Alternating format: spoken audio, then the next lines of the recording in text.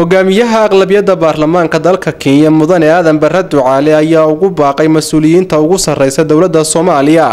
in ayagu ay xaliyaan khilaafaadkooda iyagoo fiirinaya danaha shacabka Soomaaliyeed. Aadan Barre Ducaale ayaa ku eedeeyay qaar ka mid ah dawladaha Carabta inay ku lug leeyihiin khilaafka hadda ka dhex jira mas'uuliyiinta ugu sarreysa dawladda Soomaaliya, asagoo shaaca ka qaaday in qaar ka mid ah dawladahaasi ay lacag siinayaan xubno ka tirsan baarlamaanka Soomaaliya. wadamada Carabta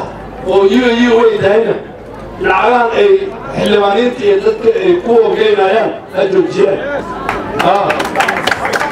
wadanka Soomaaliya waxa uu talay Soomaali in ajnabi uma talinayo qolashada wadanka uu tagay wadanka yeeqayli iyo qasaas iyo dibli keenay walaal leeyihiin waasudin waasku qoro Afghanistan حاليا انت ايكر استغالايين Soomaalida masaakiinta ayaa rafaadsan. hadalka hogaamiyaha aqlabiyadda baarlamaanka Kenya ayaa ku soo aadaya asagoo uu jira khilaaf xoogan oo u dhaxeeya mas'uuliyiinta ugu sarreysa dawladda Soomaaliya kaasoo hakad galiyay hawlihii baarlamaanka, waxaana jira dadaallo xoogan oo la doonayo in xalkama dambaysa laga gaaro khilaafaadkaasi. Sadi Cabdi Tahliil, telefishinka caalamiga Universal, magaalada Nairobi.